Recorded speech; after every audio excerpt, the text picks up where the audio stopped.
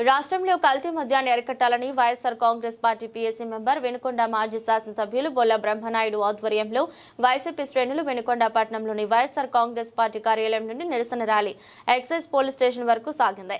కల్తీ మద్యంపై సీబీఐ విచారణ జరిపించాలని మాజీ శాసనసభ్యులు బొల్ల బ్రహ్మనాయుడు డిమాండ్ చేశారు. కార్యక్రమంలో వైఎస్ఆర్సీపీ మండల కన్వీనర్ జడ్పీటీసీ, ఎంపీపీ, సర్పంచ్, రాష్ట్ర కార్యవర్గ సభ్యులు, జిల్లా కార్యవర్గ సభ్యులు, తాలూకా కార్యవర్గ సభ్యులు, మండల కార్యవర్గ సభ్యులు, వైస్ ఎంపీపీ, ఎంపీటీసీలు, కో కన్వీనర్, వైఎస్ఆర్సీపీ నాయకులు, కార్యకర్తలు ఉన్నారు.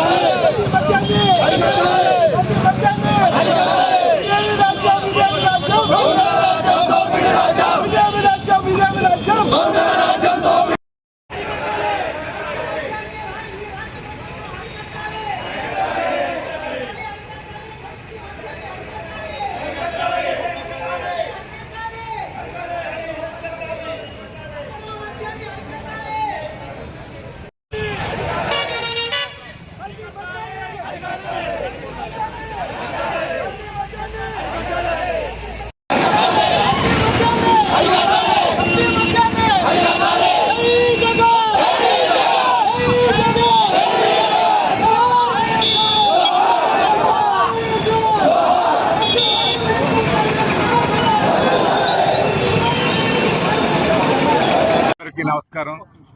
ఈరోజు వైఎస్ఆర్ కాంగ్రెస్ పార్టీ వినుకొండ నియోజకవర్గ వైఎస్ఆర్ కాంగ్రెస్ పార్టీ నాయకులు, కార్యకర్తలు, అభిమానులు, మరి అదేవిధంగా నాయకులందరూ కూడా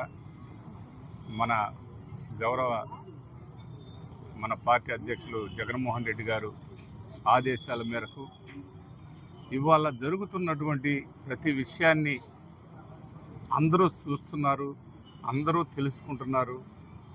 ఈరోజు చంద్రబాబు నాయుడు గారు నేను ఈరోజు యాప్ని ఏర్పాటు చేస్తాను, అక్రమంగా ఈ బెల్ట్ షాపులను అరికడతానని ఈరోజు చెప్తున్నారు.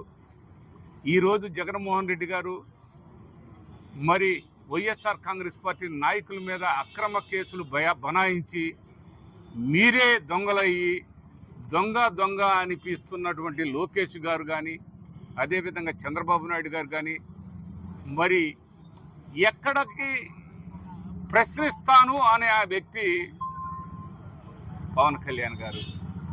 ఆయన ప్రశ్నించాలని అనుకుంటున్నట్టుగా ఉంది. పాపం ఆయన ప్రశ్నించడానికి ఏదో మరి ఆయన ఆ విధంగా ఆగిపోతూ ఉన్నాడు. మరి అది ఆయనకే తెలియాలి, ప్రజలైతే తెలుసుకుంటున్నారు. ఇవాళ చంద్రబాబు నాయుడు గారు, లోకేష్ గారు రెడ్ బుక్ రాజ్యాంగంలో ప్రధాన పాత్రధారులు, ప్రధాన సూత్రధారులు ఎవరయ్యా అంటే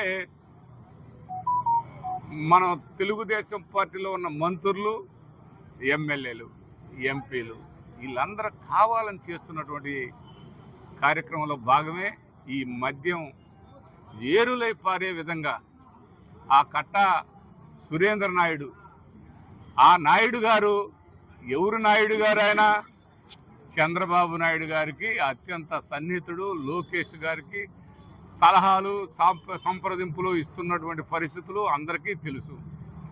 ఇవన్నీ తీసుకెళ్ళి వైఎస్ఆర్ కాంగ్రెస్ పార్టీ మీద ముద్ర వేయాలని ప్రయత్నం చేసే దాంట్లో ఇకనన్నా ప్రజలు మరీ అమాయకంగా ఉన్నారా అని అడుగుతూ ఉన్నాం.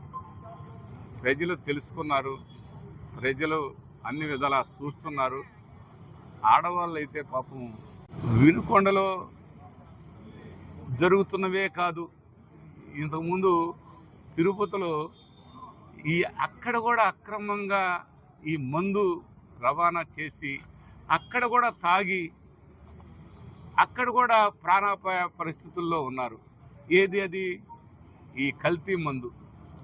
ఈ కల్తీ మందు ద్వారా ఎన్నో కుటుంబాలు రోడ్డును పడ్డ పరిస్థితి కనిపిస్తూ ఉంది.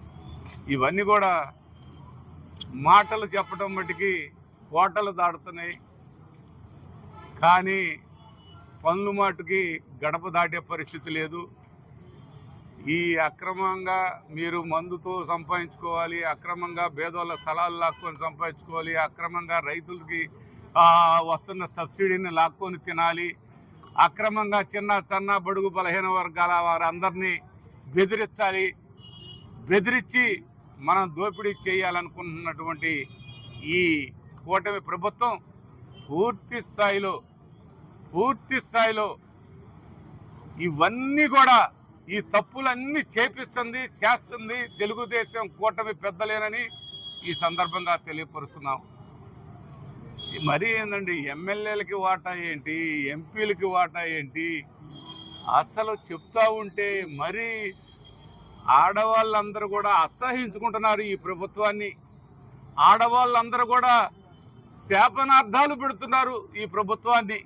ఈ కూటమి ప్రభుత్వం ఎప్పుడు కుప్ప కూలిద్దా, ఈ అక్రమంగా ఈ మందు కల్తీ మందులు ఎప్పుడు ఆగిపోతాయా అని ప్రజలందరూ కూడా ఎదురు చూస్తున్నారు. ఇవన్నీ ఎలా ఉంటే ప్రతి సచివాలయం దగ్గర కూడా మందు పెట్టి అమ్మిస్తున్నారు. రైతు భరోసా కేంద్రం, రైతులకు అండగా ఉండే రైతు భరోసా కేంద్రం కాడ మందు పెట్టి అమ్మిస్తున్నారు. లోపల మీరు బొల్లపల్లి మండలంలో చెప్పారు, అక్కడే తయారు చేస్తున్నారు.